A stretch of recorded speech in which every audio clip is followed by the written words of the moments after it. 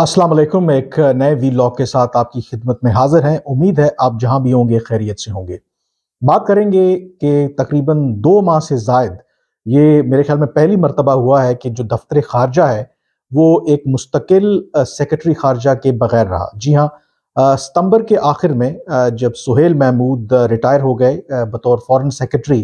तो उसके बाद हुकूमत ने full time foreign secretary appoint नहीं किया। जो जौहर सलीम एक ग्रेड 22 के अफसर थे, इससे पहले वो इटली में पाकिस्तान के सफ़ीर रहे, तो उनको एडिशनल चार्ज दे दिया गया सेक्रेटरी खारजा का। और तारीख में इससे पहले कभी नहीं हुआ, क्योंकि एक तो जो दफ्तर खारजा में जो सेक्रेटरी खारजा की जो पोजीशन है वो बहुत इंपॉर्टेंट है, क्योंकि पाकिस्तान को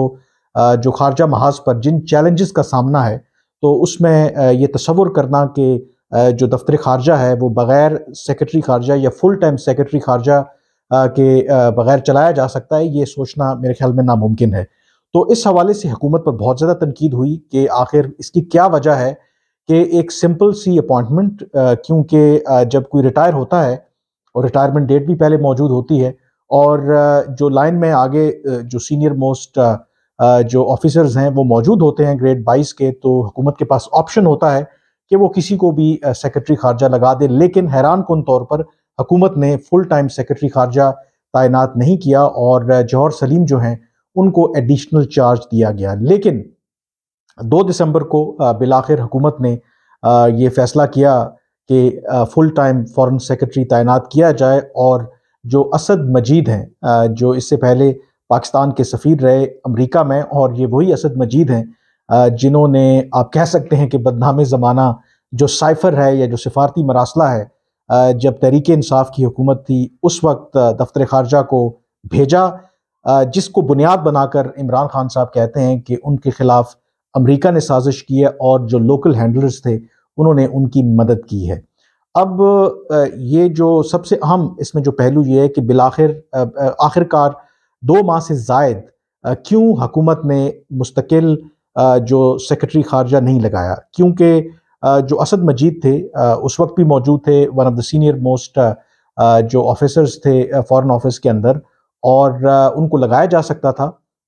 जब एडिशनल चार्ज जौहर सलीम साहब को दिया गया और जब सुहेल महमूद साहब रिटायर हुए। लेकिन हुकूमत ने क्यों आखिर उनको तैनात नहीं किया उस वक्त एज सेक्रेटरी खारजा, क्योंकि जो मेरी इत्तला है कि उस वक्त हुकूमत ने इवन इनको बुलाया भी था,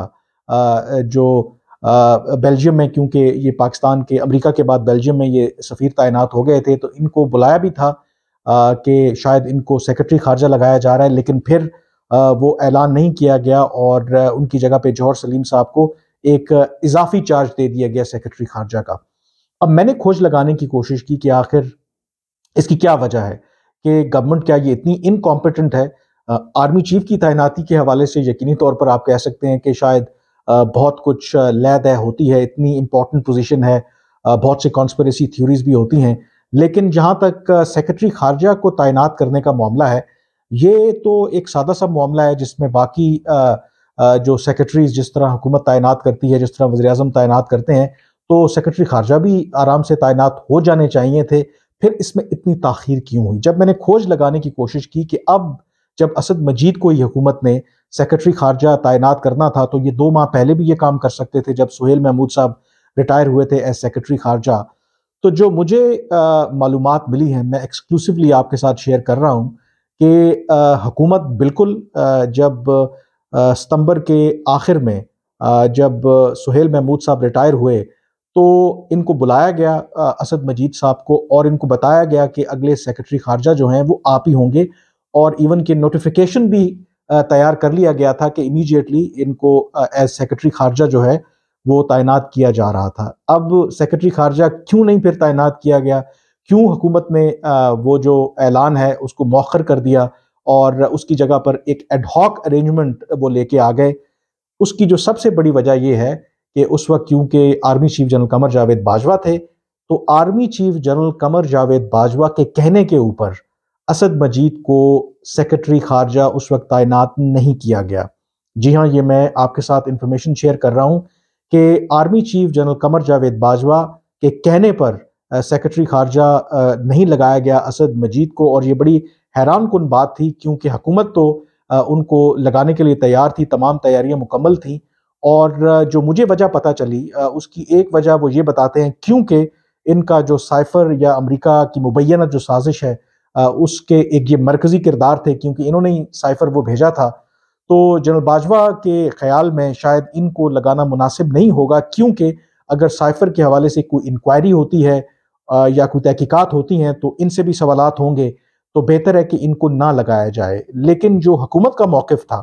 یہ بڑی دلچسپ بات ہے، کیونکہ اگر آپ کو یاد ہو تو دو نیشنل سیکیورٹی کمیٹی کے اجلاس ہوئے اس سائفر کے معاملے کے اوپر، ایک جب عمران خان صاحب وزیر اعظم تھے اور ایک جب شہباز شریف وزیر اعظم منتخب ہو کے، اور جب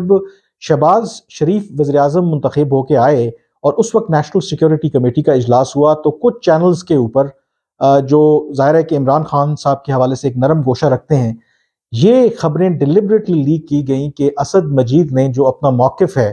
وہ بدلنے سے انکار کر دیا ہے، ان پر دباؤ ڈالا گیا کہ آپ اپنا جو موقف ہے سائفر کے حوالے سے وہ تبدیل کریں، لیکن وہ ڈٹ گئے ہیں اور انہوں نے عمران خان کا جو موقف ہے اس کی تائید کی ہے کہ یہ سازش ہوئی ہے، اور انہوں نے جو بھی مراسلہ بھیجا ہے وہ بالکل ٹھیک ہے اور وہ اس کے پیچھے نہیں ہٹیں گے۔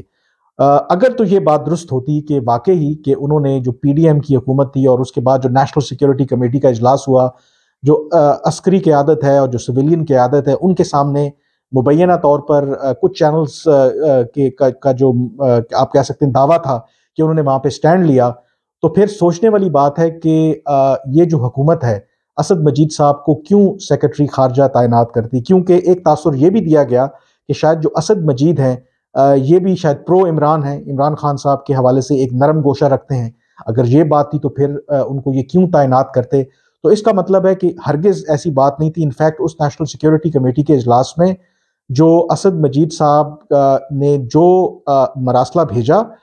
تو جو نیشنل سیکیورٹی کمیٹی کے اراکین تھے انہوں نے اس بات کو سراہا کہ آپ نے اپنا جو کام ہے وہ بڑا پروفیشنلی کیا ہے، اور اگر گورنمنٹ نے، اس وقت کی گورنمنٹ نے، عمران خان صاحب نے اس کو پولیٹیکلی ایکسپلائٹ کرنے کی کوشش کی ہے تو اس میں آپ کا کوئی قصور نہیں ہے۔ اور اگر واقعی ہی اسد مجید جو ہیں وہ ایک پرو عمران ہوتے یا انہوں نے ڈیلیبریٹلی کوئی ایسا کام کیا ہوتا کہ جس سے ایک یہ تاثر ملے کہ یہ جو پی ڈی ایم کی حکومت آئی ہے امریکی سازش کے نتیجے میں آئی ہے اور اس میں لوکل ہینڈلرز نے بھی ساتھ دیا ہے، تو پھر ظاہر ہے کہ جو موجودہ حکومت ہے ان کو جو سیکرٹری خارجہ تو تعینات نہ کرتی۔ اور یہی وجہ تھی کہ جو پی ڈی ایم کی حکومت نے یا وزیر اعظم شہباز شریف نے اسد مجید کو جب سیکرٹری خارجہ تعینات کرنے کا فیصلہ کیا ستمبر کے آخر میں ہی، اس کی ایک بہت بڑی وجہ یہ تھی کہ وہ عمران خان صاحب کے اس بیانیے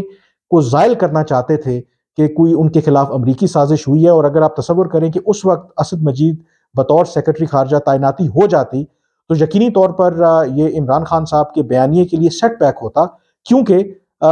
حکومت اسی کو سیکرٹری خارجہ لگانے جا رہی تھی یا لگانے جا رہی تھی جس کا مرکزی کردار ہے، جس کا مرکزی نام ہے اس ساری سائفر کی کنٹروورسی میں، اور حکومت یہ چاہتی تھی کہ ان کو لگانے سے سیکرٹری خارجہ یہ جو عمران خان صاحب کا بیانیہ ہے وہ دم توڑ جائے گا۔ لیکن یہ بڑی حیران کن بات ہے کہ جنرل باجوہ نے ان کو سیکرٹری خارجہ تعینات نہیں ہونے دیا۔ انہوں نے کہا کہ انہیں سیکرٹری خارجہ تعینات نہ کریں کیونکہ ان کا مختلف تنازعات میں، یا خاص کر کے جو سائفر کا جو معاملہ ہے اس میں ان کا نام ہے، تو بہتر ہے کہ ان کو سیکرٹری خارجہ تعینات نہ کیا جائے۔ اب ظاہر ہے کہ ہمارے ہاں ایک ریالٹی تو ہے کہ سیکیورٹی اسٹیبلشمنٹ اور پھر جو آرمی چیف ہیں ان کا اتنا زیادہ کلاؤٹ ہوتا ہے، تو یہ گورنمنٹ پھر وہ فیصلہ نہ کر سکی، اور جیسے ہی باجوہ ریٹائر ہوئے، یعنی کہ وہ 29 نومبر کو ریٹائر ہوئے، تو اس کے 3-4 روز کے بعد ہی آپ نے دیکھا کہ فوراً سے گورنمنٹ نے پھر نوٹیفیکیشن نکالا کہ اسد مجید کو سیکرٹری خارجہ تعینات کیا جاتا ہے، جس سے اس بات کو تقویت ملتی ہے کہ جو بنیادی وجہ تھی کہ حکومت فل ٹائم فورن سیکرٹری نہیں لگا پا رہی تھی یا اپنی مرضی کا سیکرٹری خارجہ نہیں لگا پا رہی تھی، اس کی بہت بڑی وجہ جو تھی وہ جنرل قمر جاوید باجوہ تھے، کیونکہ وہ اسد مجید کو سیکرٹری خارجہ کے طور پر نہیں دیکھنا چاہتے تھے۔ لیکن جیسے ہی جنرل باجوہ ریٹائر ہوئے تو اس کے فوری ہی جو اسد مجید ہیں ان کو بطور سیکرٹری خارجہ تعینات کر دیا گیا. تو جس سے اس سٹوری کا جو آپ کو بتانے کا مقصد یہ تھا کہ ڈیفینیٹلی جنرل باجوہ کی جو 6 سال کی لیگیسی ہے اس کے بارے میں بہت کچھ کہا جا رہا ہے، بہت کچھ لکھا جا رہا ہے کہ جس کی وجہ سے پاکستان کو میرے خیال میں بہت محاذوں پر نقصانات ہوئے ہیں. پاکستان کی معیشت آج جن مشکلات کا شکار ہے، بہت بڑا فیکٹر یہی ہے کہ جب آپ سیاسی حکومتوں کے خلاف، منتخب حکومتوں کے خلاف سازشیں کرتے ہیں. یہ سازشیں بہت عرصہ پہلے شروع ہوئی، یہ نہیں کہ کوئی تحریک انصاف کی میں بات کروں، اس سے پہلے بھی یہ کام چلتا رہا. تو یقینی طور پر پھر اس کے جو منفی اثرات ہیں وہ پاکستان کی سیاست پر، پاکستان کی معیشت پر بھی پڑتے ہیں. اور یہ بھی ایک کلاسک ایگزامپل ہے کہ کیسے جنرل باجوہ بطور آرمی چیف ایسے معاملات پر جو کہ سویلین گورنمنٹ کا مینڈیٹ تھا، جو ان کی اتھارٹی تھی، اس پر وہ اثر انداز ہونے کی کوشش کر رہے تھے. آج کے وی لاگ سے اتنا ہی. مجھے اب اجازت دیجیے. اللہ حافظ.